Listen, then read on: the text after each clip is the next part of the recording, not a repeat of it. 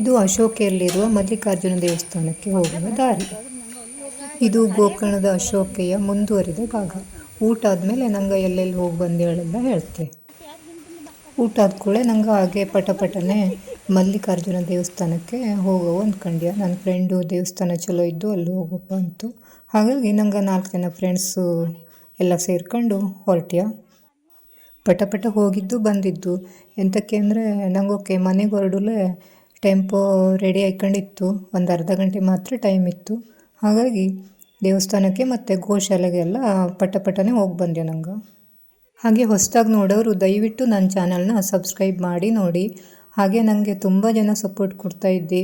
ಸುಮಾರು ಜನ ಎಲ್ಲ ಸಬ್ಸ್ಕ್ರೈಬ್ ಮಾಡ್ಕೊಂಡು ನೋಡ್ತಾ ಇದ್ದಿ. ಎಲ್ಲರಿಗೂ ಧನ್ಯವಾದಗಳು. ನಾನು ಸಬ್ಸ್ಕ್ರೈಬ್ ಮಾಡ್ಕೊಂಡವರಿಗೂ ಧನ್ಯವಾದಗಳು. ಹಾಗೆ ಮಾಡದೆ ನೋಡೋರಿಗೂ ಧನ್ಯವಾದಗಳು. ಮಾಡದೆ ನೋಡೋರು ದಯವಿಟ್ಟು ಸಬ್ಸ್ಕ್ರೈಬ್ ಮಾಡಿ ನೋಡಿ. ಈ ದೇವಸ್ಥಾನ ಅಂತೂ ರಾಶಿ ಚಲೋ ಇತ್ತು.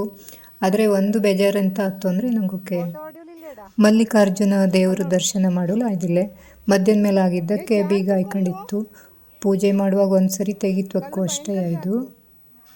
ಒಂದು ಸ್ವಲ್ಪ ಯಾವ ಥರ ಇದ್ದು ನೋಡುವ ಅಂದರೂ ಬಾಗಿಲಿಗೂ ಒಂದು ಸಣ್ಣ ಕಿಂಡಿನೂ ಇಲ್ಲಿ ಆಗಿತ್ತು. ಹಾಗಾಗಿ ನಂಗೆ ಹೊರಗಡೆಯಿಂದನೇ ನೋಡ್ಕೊಂಡು ಕೈ ಮುಗ್ದಿಕ್ಕೆ ಕಾಣಿಕೆ ಹಾಕಿ ಬಂದದ್ದೇ ಆಯ್ತು. ಹಾಗೆ ಇಲ್ಲಿ ಮಲ್ಲಿಕಾರ್ಜುನ ಎದುರಿಗೆ ನಂದಿ ಮೂರ್ತಿ ಇದ್ದು ಅವಂಗೆ ಕೈ ಮುಗ್ದಿಕ್ಕೆ ಕುಂಕುಮ ಹಚ್ಕೊಂಡು ಪ್ರಸಾದ ಸೂಡ್ಕೊಂಡು ಹಾಗೆ ಬಂದ್ಯ. ಪಕ್ಕದಲ್ಲಿ ಈಶ್ವರನ ಮಗ ಗಣಪತಿ ದೇವಸ್ಥಾನ. ಗಣಪತಿ ದೇವರಿಗೂ ಹಾಗೆಯ ಬಾಗಿಲು ಮುಚ್ಕೊಂಡಿತ್ತು. ಒಂಚೂರು ಹೆಂಗಿದ್ದು ನೋಡಲು ಆಗಿಲ್ಲ. ಕುಂಕುಮ ಮತ್ತು ಹೂವಿನ ಪ್ರಸಾದ ಎಲ್ಲ ಹೊರಗಿಟ್ಟಿದ್ದ. ಅದಾದರೂ ಸಿಕ್ತಲ್ಲಿ ಹೇಳಿ ಖುಷಿ ಆಯ್ತು. ಸಾರಿ, ಕುಂಕುಮ ಅಲ್ಲ, ಈಶ್ವರ ಆಗಿದ್ದಕ್ಕೆ ಭಸ್ಮ ಮತ್ತು ಹೂವಿನ ಪ್ರಸಾದ ಇಟ್ಟಿದ್ದ. ಅದೇ ಹಚ್ಕೊಂಡು ಸೂಡ್ಕೊಂಡು ಕೈ ಮುದಕ್ಕೆ ಬಂದೆ ನಾನು. ದೇವಸ್ಥಾನ ಅಂತೂ ರಾಶಿ ಚಲೋ ಇತ್ತು.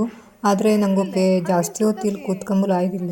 ಎಂತಕ್ಕೆಂದರೆ ಪಟ ನೋಡಿದ್ದು ಕೈ ಮುಗಿದ್ದು ಹೊರಟಿದ್ದೆ ಆಗುತ್ತು. 2 ದೇವ್ರ ಗುಡಿನೂ ನೋಡುವಂಗಿದ್ದು ರಾಶಿ ಚಲೋ ಇತ್ತು. ಕೆಳಗೆ ಜಾರ್ತು ನೆಲ, ಮಳೆಗಾಲ ಆಗಿದ್ದರಿಂದ ನೆಲ ಜಾರ್ತೋಳಿ ಸುತ್ತಾಕಿ ದಬ್ಬೆ ಎಲ್ಲ ಹಾಕಿಟ್ಟಿದ್ದ. ಯಾರು ಜಾರ್ಕೊಂಡು ಬೀಳಲಿಲ್ಲ. ದೇವ್ರ ದರ್ಶನಕ್ಕೆ ಬಂದವು ಉಳ್ಕೊಂಡು. ಮೇಲ್ಗಡೆ ಎಲ್ಲ ಸುತ್ತಾಕಿ ಎಲ್ಲ ಕಟ್ಟಿಗೆದೇ ಮೂರ್ತಿ. ನೋಡಲಂತೂ ರಾಶಿ ಚಲೋ ಇದ್ದು ಈ ದೇವಸ್ಥಾನ. ಅಶೋಕಿಗೆ ಬಂದವರು ಎಲ್ಲರೂ ಒಂದ್ಸರಿ ಇಲ್ಲಿ ಬಂದು ನೋಡ್ಕೊಂಡು ಹೋಗಿ ಮಲ್ಲಿಕಾರ್ಜುನ ಸನ್ನಿಧಾನಕ್ಕೆ.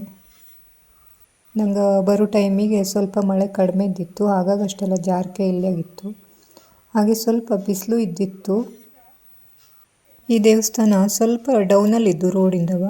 ಹಾಗಾಗಿ ವರ್ಷ ಆದವಲ್ಲ ಸ್ವಲ್ಪ ನಿಧಾನಕ್ಕೆ ಬರೋವು. ವರ್ಷ ಆದವು ಎಲ್ಲವ.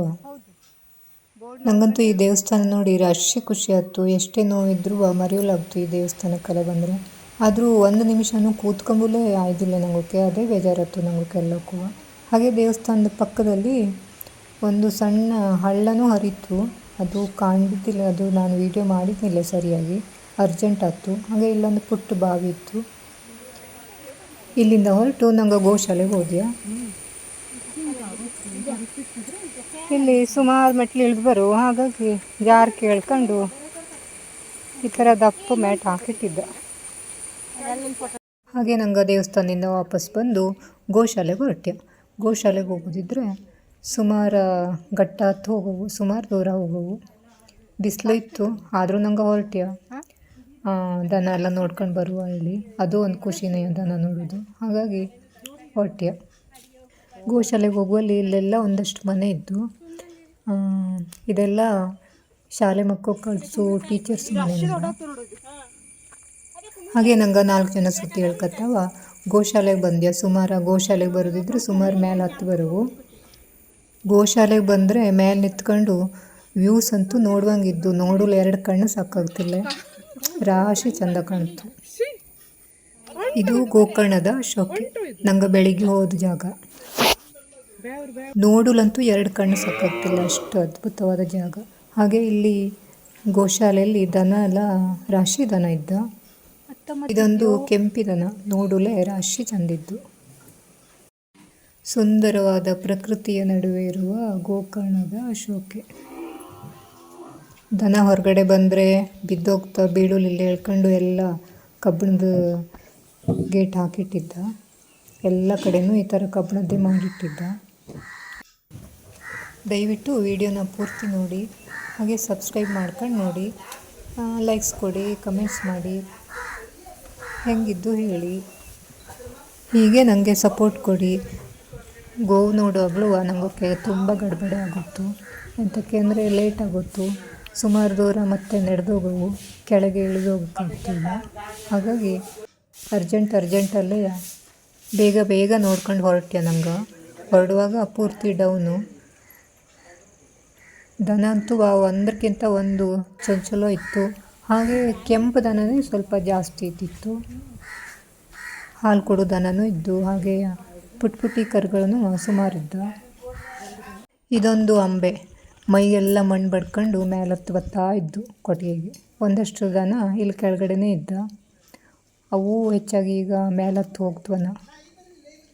ಹಾಗೆ ಗೋಶಾಲೆಗೆ ಹೋಗಿ ಬರುವಲ್ಲಿವರೆಗೆ ಟೆಂಪು ರೆಡಿ ಹಾಕೊಂಡಿತ್ತು. ಹೊರಟೇವು ಟೆಂಪು ಹತ್ತಿ.